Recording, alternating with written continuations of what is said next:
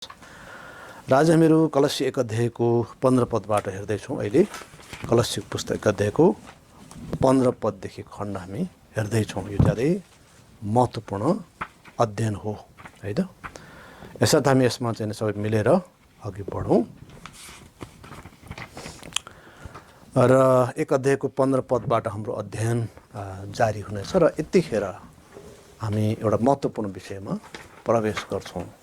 त्यो विषय भनेको ख्रीष्ट यीशुको ईश्वरत्व हो। धेरैले ख्रीष्ट यीशुलाई नचिनिरहेको अवस्था हो र हामी आफै पनि ख्रीष्ट यीशुलाई चिन्दैनथ्यौँ है त।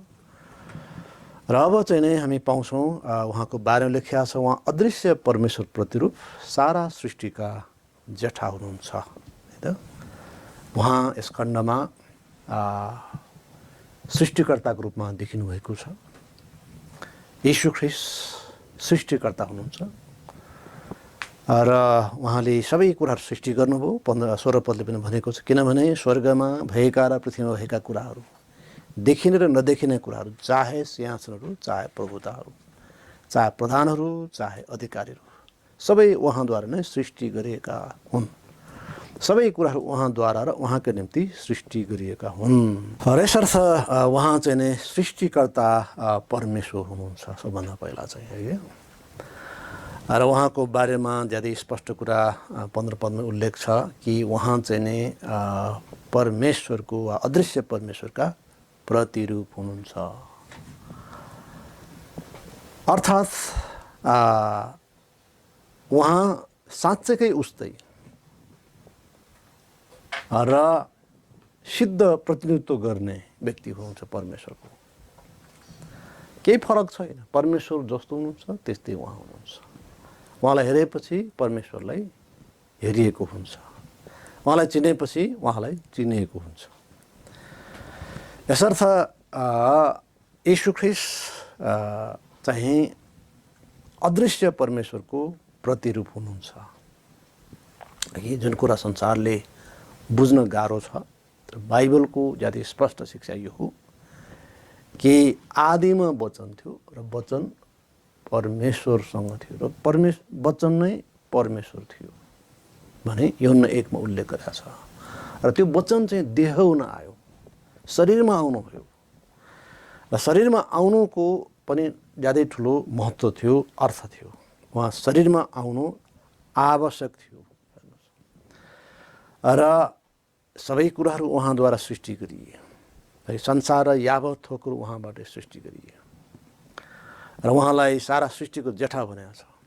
र रोमी 8:29 मा अनेकौँ भाइहरूमा जेठा भनेको छ। त यसको अर्थ के हो त? र कतिपय व्यक्तिहरूले वा समूहहरूले जेठाको मतलब चाहिँ उहाँ चाहिँ नै स्वर्गदूत हो कि परमेश्वरले सृष्टि गर्नुभएकोमा पहिलो हो भन्ने व्याख्या गरेका छन्। तर बाइबलको अर्थ चाहिँ नै त्यो होइन। यसको अर्थ के हो त? सबै कुराहरूभन्दा पहिला भन्ने कुरा हो। जेठा भनेको पहिला, सबै कुराहरूभन्दा पहिला, सृष्टि गरिएकोमा पहिला होइन, सबै कुराहरूमा पहिला। र किनभने उहाँले स्पष्ट भन्नुभएको छ, अल्फा र ओमेगा म नै हुँ, आदि र अन्त म नै हुँ। यसैले उहाँ सबै कुराहरूभन्दा अगाडि, समयहरूको अघि उहाँ हुनुहुन्छ। यस अर्थमा उहाँलाई जेठा भनिएको हो। र 16 पदले भनेको छ कि उहाँ चाहिँ सबै कुराहरूका सृष्टिकर्ता हुनुहुन्छ। देखिने अनि नदेखिने सबै कुराहरूका। देखिने अर्थात् भौतिक विश्व, चाहे तारामण्डलहरू, अनेक थरीका चाहिँ आकाशका ती तारापुञ्जहरू, ग्यालेक्सिजहरू, स्टार्सहरू होइन, जति पनि चाहिँ ग्रहहरू छन् होइन, यी सबै कुराहरू उहाँकै सृष्टि हुन्। यी सबै देखिने कुराहरू र नदेखिने कुराहरू अर्थात् आत्मिक संसार, स्वर्गदूतहरू, यी सबै जे छ आत्मिक संसार, ती सबै नदेखिने कुराहरू, यी सबै पनि उहाँकै सृष्टि हुन्। सबै कुराहरू उहाँद्वारै आएको हो कि जस्तै कि सिंहासनहरू भनेको छ, सबैभन्दा ठुला शासकहरू, प्रभुताहरू भनेको छ, साना शासकहरू, प्रधानहरू भनेको छ, सामर्थ्यहरू, अधिकारीहरू भनेको छ, साना सामर्थ्यहरू। यी सबै चाहिँ नै तहगत रूपमा उल्लेख भएका छन्। परमेश्वरको यो आत्मिक संसार एउटा सिस्टम छ, सबै कुरा अर्डरली सेटअप गरेका छ, है, व्यवस्थित ढङ्गमा ती चाहिँ सृजिएका छन्, खटाइएका छन्। सिंहासन र प्रभुताहरू परमेश्वरको निम्ति खटिने अधिकारीहरू हुन् भने प्रधान र अधिकारीहरू परमेश्वरको सृष्टिहरूको निम्ति खटिएका अधिकारीहरू हुन्। यसरी ज्यादै उच्च प्रभुत्वहरू, त्यसपछि तल यो किसिमको तहगत प्रणाली छ र यी सबै कुराहरू उहाँद्वारा सृष्टि गरिएको हो र उहाँकै निम्ति सृष्टि गरिएको हो। यसर्थ यीशु ख्रीष्ट को हो भन्ने कुरा पुस्तक कलसीले बताउँछ भनेर हामीले पहिले सुन्दै आएका छौँ। जसरी एफिसीको पुस्तकले मण्डलीको बारेमा शिक्षा प्रदान गर्छ। हामी मण्डली कसरी प्रभुको उच्च बोलावटमा बोलाइएको हो, राम्रो स्थानहरू के हुन्, ताकि स्वर्गीय स्थानमा बसालिएका चाहिँ पुत्रहरू बनाइएका, छुटकारा दिइएका, पैतृक सम्पत्तिका हकदार बनाइएका, चुनिएका, पवित्र आत्मा अभिषेक गरिएका र अब मण्डली चाहिँ एक हुन आवश्यक छ। आत्माको एकता सम्भव छ र हामीले विश्वासित बीचमा प्रेम खोज्नुपर्छ, प्रेमको पछि लाग्नुपर्छ। विश्वास, आशा, प्रेम हो, यिनमा सर्वोत्तम चाहिँ प्रेम हो। यो प्रकारले यावत रूपमा पुस्तक एफिसीले माण्डलिक जीवनको निम्ति शिक्षा प्रदान गर्छ। अब पुस्तक कलसीले भने ख्रीष्ट येशूको बारेमा ज्यादै महत्त्वपूर्ण शिक्षा प्रदान गर्छ। यसरी उहाँ चाहिँ नै 16 पद अनुसार सृष्टिकर्ता परमेश्वर हो, जसद्वारा सबै कुराहरू सृष्टि भए, जसकै निम्ति सबै कुराहरू सृष्टि भए। र 17 पदले अर्को महत्त्वपूर्ण कुरा गर्छ। त्यो के त भन्दा उहाँ चाहिँ नि सृष्टिकर्ता मात्र होइन, पालनकर्ता, सस्टेनर हो, सम्हाल्ने व्यक्ति हो। कति राम्रो कुरा। अनि सबै कुराहरूको अघि उहाँ हुनुहुन्छ र सबै कुराहरू उहाँद्वारा नै स्थिर रहन्छ। धेरै अघि म सोच्थेँ यो ताराहरू कसरी अडिएर रहेका होला, यो ग्रहहरू कसरी रहेका होला। र एउटा समयमा एउटा शिक्षकद्वारा यस खण्ड सिकाइएका थिए। त्यसपछि मेरो होस खोल्यो, हो त परमेश्वरले सबै कुराहरू सम्हाल्नु भएको छ। तपाईँ हिब्रू 1 को 3 मा पनि त्यो कुरा पाउनुहुन्छ। हिब्रू 1 को 3 मा पनि जो ज्यादै स्पष्ट गरी भनेको छ कि यो सबै सृष्टिलाई त्यही रूपमा सञ्चालित हुन कसैको हात छ, कसैले यसमा काम गरिरहनु भएको छ।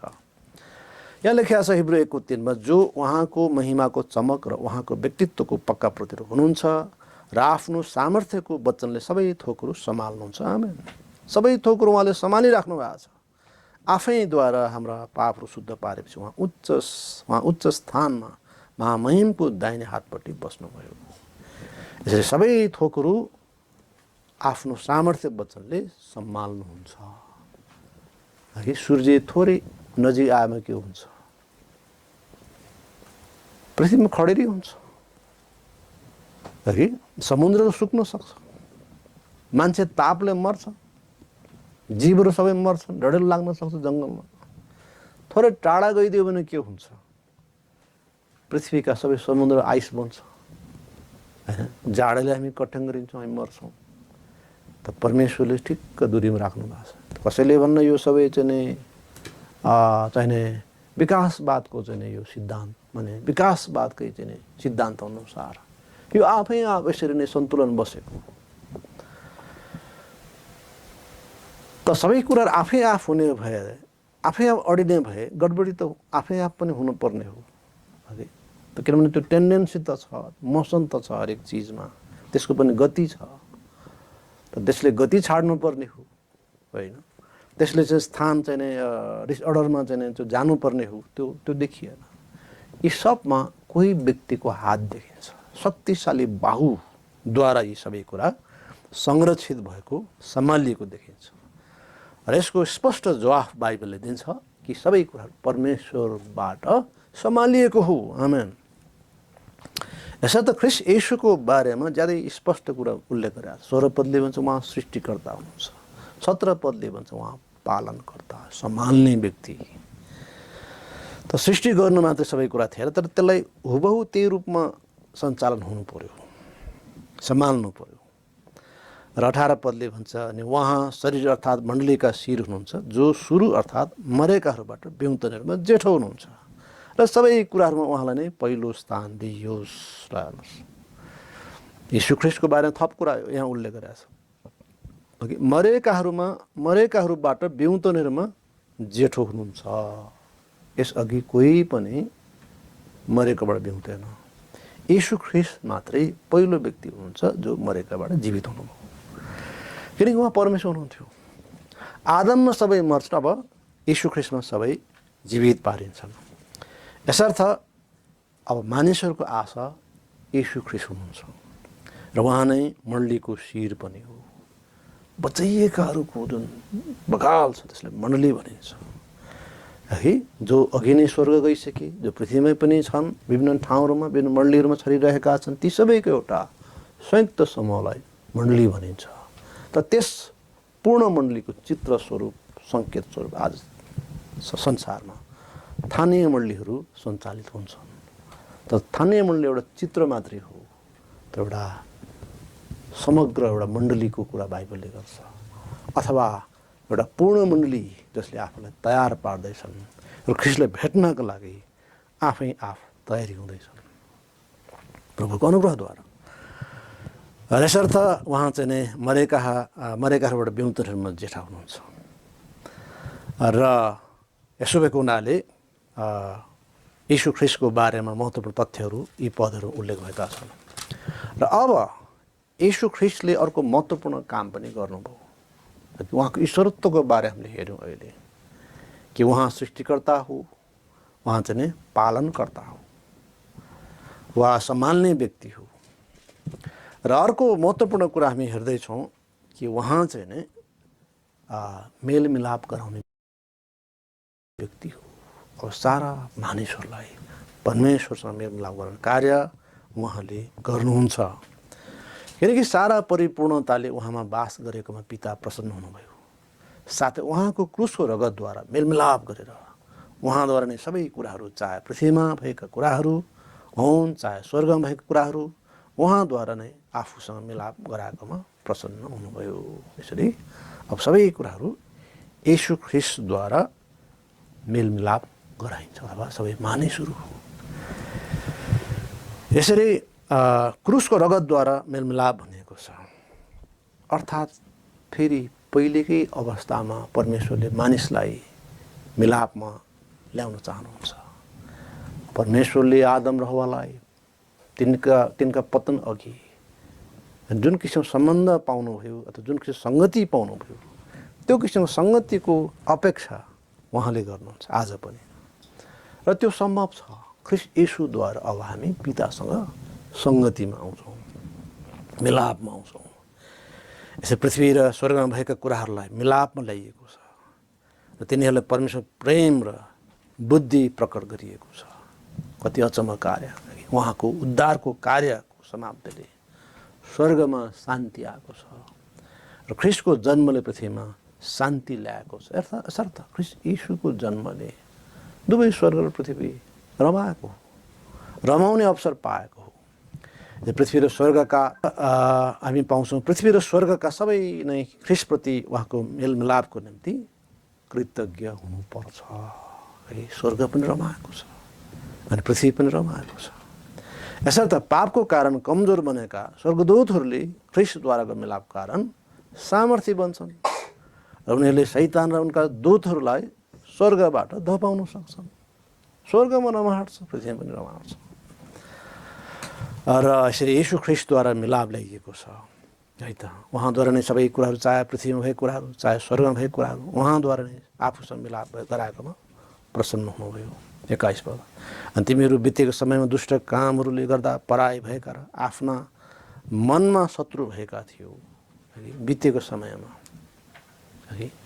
बितेको समयमा त पापमा मरेका हौँ, पापमा मरेकाहरू थियौँ र कलस्सीकाहरू पनि त्यही थियो।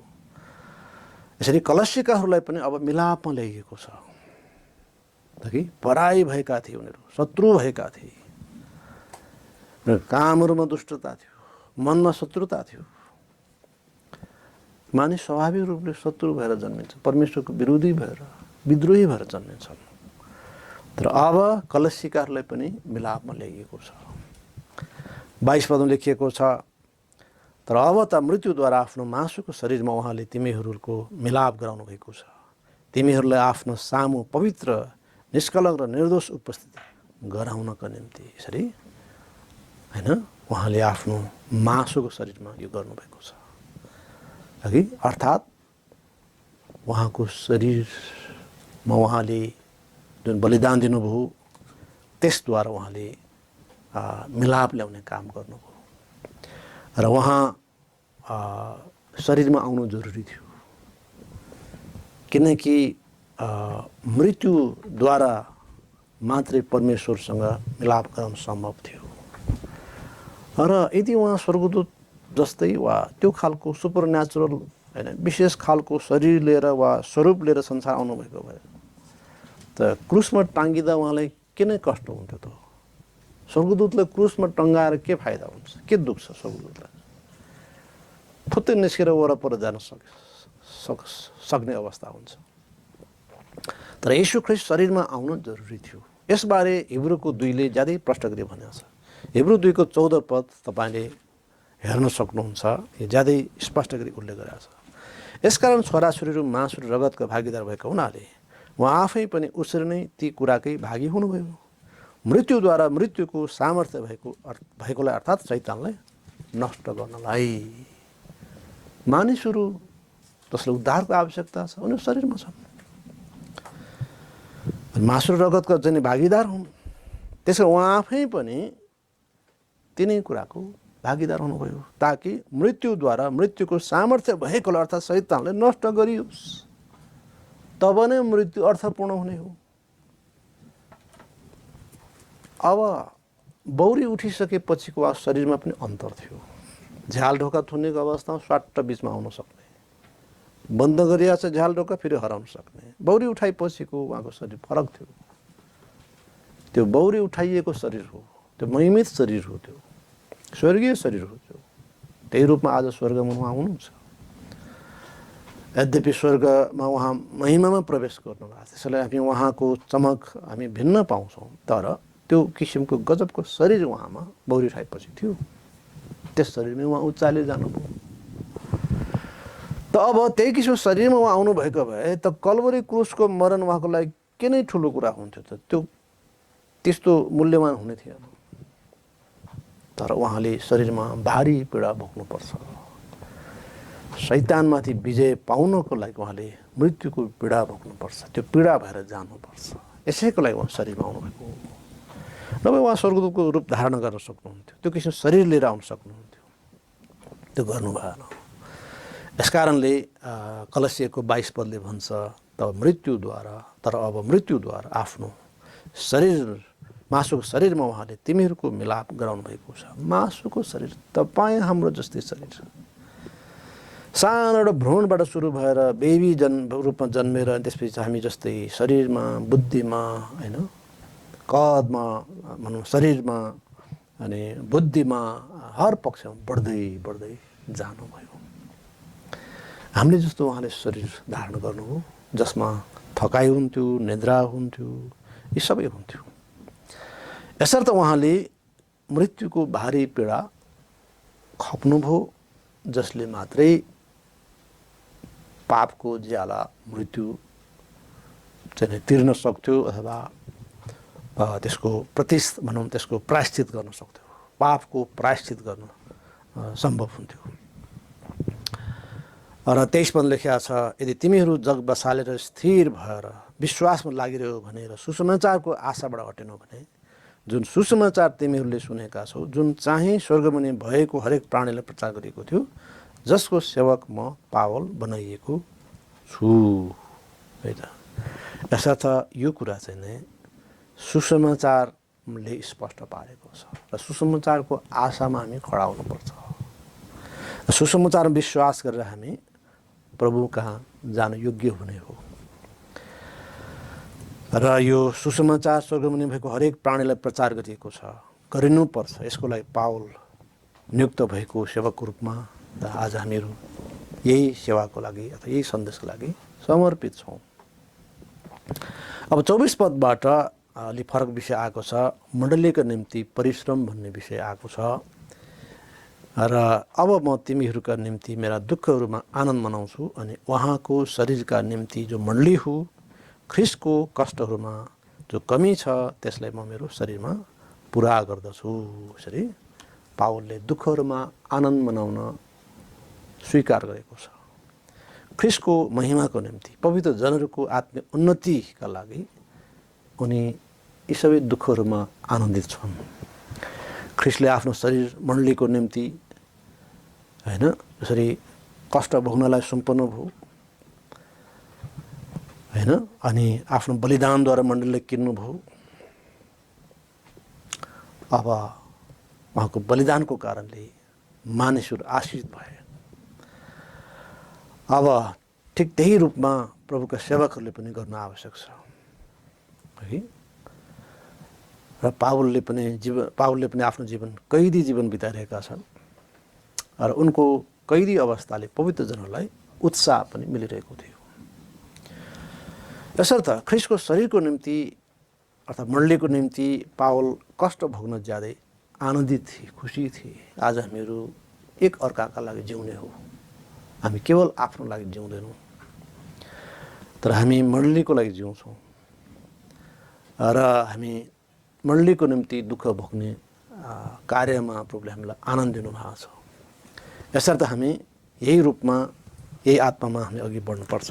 पावलले भनेका छ कि ख्रिस्टका कष्टहरूमा जे कमी छ त्यसलाई म मेरो शरीरमा पुरा गर्दछु। म यो शरीरमा प्रभुको निम्ति कष्ट भोग्न तयार छु, प्रभुको मण्डलीको निम्ति। र ख्रिस्टले दुःख भोग्नुभयो, मानिसहरूलाई आफ्नो रगतद्वारा किन्नुभयो। अब ती किनिएकाहरूलाई, ती विश्वासीहरूलाई सिद्धतातर्फ लैजानका लागि जे कमी छ अथवा भनौँ जुन एउटा थप योगदानको कुरा हो मूलत कि पावल त्यसका लागि तयार छ। विश्वासी उन्नतिको लागि उनी मर्न समेत तयार छ। र 25 पदले भन्छ तिमीहरूको निम्ति मलाई दिएको परमेश्वर प्रबन्ध अनुसार म मण्डलीको सेवक बनाइएँ। विश्वासीहरूलाई म सेवक बनाइएँ प्रभुको अनुग्रहले। सुसमाचारको सेवक हो मूलत, जसद्वारा मण्डली सत्यतामा ल्याइएको हो, विश्वासीहरूलाई सत्यतामा ल्याइएको हो। र 26 पद लेखिएको छ परमेश्वर वचनलाई अर्थात् त्यस रहस्यलाई पुरा गर्नलाई जुन चाहिँ युग युगदेखि र पुस्ता पुस्तादेखि लुकाइ राखिएको थियो तर अहिले उहाँका पवित्र जनहरू कहाँ प्रकट गरिएको छ है। यहुदीहरूलाई झैँ अन्य जातिहरूलाई पनि मुक्ति दिने एउटा ठुलो रहस्य थियो जुन कुरा चाहिँ अघिको समयमा लुकिएको थियो है। त यो एउटा रहस्य थियो कि अब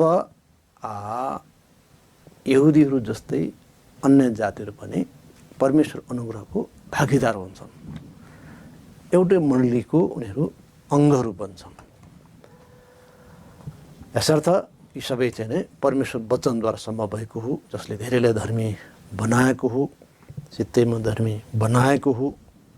र 27औं पदमा हामी पाउँछौँ उनीहरू कहाँ परमेश्वरले अन्य जातिहरूको बिचमा यो रहस्यको महिमाको धन के हो सो प्रकट गर्न चाहनुभयो। महिमाको आशा ख्रिस्ट तिमीहरू भित्र नै रहस्य हो। यसरी यो कुरा बताउनले प्रभुले पावलले चलाउनु रहस्यको महिमाको धन भनेको छ होइन। परमेश्वरले अन्य जातिहरूलाई पनि ख्रिस्टमा ल्याउने, मिलापमा ल्याउने, जो टाढाका थिए नजिकमा ल्याउने, आशारहित थिए आशामा ल्याउने होइन, नागरिकविहीन थिए अब परमेश्वर सन्तान बनाउने, यो सुसमाचारद्वारा सम्भव भएको हो। यो रहस्य थियो पुरानो नियममा। यसर्थ हामीले यो रहस्य जो महिमाको धन हो जो मण्डलीमा प्राप्त भएको छ, यो रहस्य के त ख्रिस्ट तिमीहरूभित्र, ख्रिस्ट विश्वासीहरूमा बस्नुहुने, अन्य जाति हृदयहरूमा पनि बस्नुहुने, जसले विश्वास गर्छन्, आफ्नो पापहरूदेखि पश्चाताप गर्छन्, उनीहरू वही आत्मा, वही प्रभु, वही परमेश्वर, वही बप्तिस्मा, हर कुरामा उही। अब त्यहाँ भिन्नता छैन। यहुदी, अन्य जाति, चाहिँ धनाढ्य गरिब होइन, मालिक दास, त्यो बिचमा त्यो कुनै अब भिन्नता छैन। यसरी विश्वासद्वारा ख्रिस्ट विश्वासहरूभित्र बस्नुहुने। तर अब उनीहरू यस प्रकारले जो मरेका थिए सत्यतामा ल्याइने यो अचम्मको अवसर विश्वासीलाई दिइयो। 28 पदले भनेको छ, हरेक मानिसलाई ख्रीष्ट येशूमा सिद्ध भएको अवस्थामा उपस्थित गराउन निम्ति हरेक मानिसलाई चेतावनी दिँदै र हरेक मानिसलाई सम्पूर्ण बुद्धिसित शिक्षा दिँदै हामी उहाँलाई प्रचार गर्दछौँ। अब हामी शिक्षकहरूको काम यो हो। गोठालाहरूको काम के हो त भन्दा अब हरेक मानिसलाई हैन सिद्ध उपस्थित गराउनको लागि चेतावनी दिने, सिकाउने अथवा ख्रीष्ट येशूमा सिद्ध हुनु जरुरी छ। हामी परिपक्व हुँदै जानु जरुरी छ। यसैले हरेक मानिसले ख्रीष्ट येशूमा सिद्ध भएको अवस्थामा उपस्थित गराउन। हामी त पर्फेक्ट त हुँदैनौँ, तर यसले भन्न खोजेको चाहिँ नि परिपक्वता। पावलले पनि भनेको छ कि अब सिद्ध भइसकेकाहरूले कमजोरीहरूलाई चाहिँ उठाउनु पर्छ है भनेको छ। त्यसको माने के त? परिपक्वहरूले कमजोरहरूलाई उठाउनु पर्छ है। परिपक्वहरूले कमजोरहरूलाई नाटीकुटी गर्ने, न्याय गर्ने, यो र त्यो भन्ने कार्यले ती कमजोरहरूलाई अरू थप कमजोर बनाउँछ। त तिनलाई सहेर, तिनलाई उत्साह दिएर आवश्यक परेर चेताउने, त्यसबाट तिनको अभिवृद्धि हुन्छ, आत्मिक रूपमा वृद्धि हुन्छ। र यसैको लागि पावल प्रेरितहरू यस सेवामा लागिरहेका थिए। र 29 पद लेखेको छ, यसैका निम्ति म पनि उहाँको प्रभावकारी कार्य अनुसार जसले ममा सामर्थ्य साथ काम गर्छ सङ्घर्ष गर्दै परिश्रम गर्दछु है त। केवल घोषणा मात्र होइन, सिकाउने कार्य मात्र होइन, परिश्रम पनि कि यसरी पावलसँग पवित्र जनको निम्ति आत्मसङ्घर्ष गर्ने सामर्थ्य थियो, त्यो इच्छा थियो, चाहना थियो, जसअनुसार उनी यस दिनसम्म अघि बढिरहेका थिए। यसर्थ पावलले कलस्सीकाहरूलाई ख्रीष्ट देखाउने काम गरे, ख्रीष्ट देखाउने काम गरे। यसद्वारा विश्वासीहरू ख्रीष्ट जस्तै हुन सक्थे। जसरी हामी दोस्रो कोरिन्थी 3:18 पाउँछौँ कि प्रभुलाई हेर्दै हेर्दै हामी एक महिमादेखि अर्को महिमामा उहाँ जस्तै बन्दै जान्छौँ। यसर्थ हामीले पवित्र शास्त्रको वचनबाट ख्रीष्ट देखाइन आवश्यक छ, ख्रीष्ट प्रज्वलित गरिनु आवश्यक छ, ख्रीष्ट प्रकटित गरिनु आवश्यक छ, प्रकाश गरिनु आवश्यक छ, ताकि मानिसहरूले ख्रीष्टलाई देखुन् र ख्रीष्टलाई पछ्याउन्, ख्रीष्टको नमुनालाई, र ख्रीष्ट जस्तै जस्तै होइन त्यो रूपमा अघि बढुन् र सिद्धतामा विश्वास अघि बढुन् त परिपक्वतामा। यसर्थ कलस्सी 1 अध्यायले ख्रीष्ट येशूलाई स्पष्ट गरी प्रकाश पार्ने काम गरेको छ।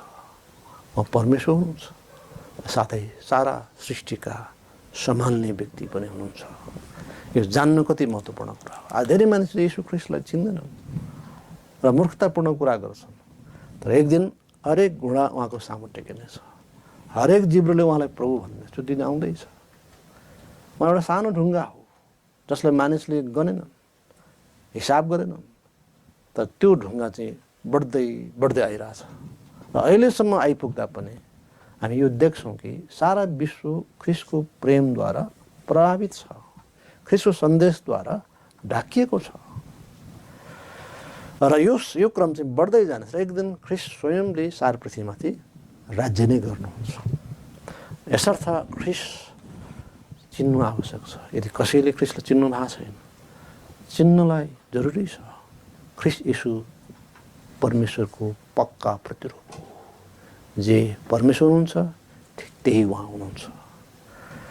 र ख्रीष्ट येशूलाई चिनेर उहाँमा विश्वास गरेर धन्य हुन्। प्रभु तपाईँहरूलाई आशीष दिनुभएको यस वचनबाट।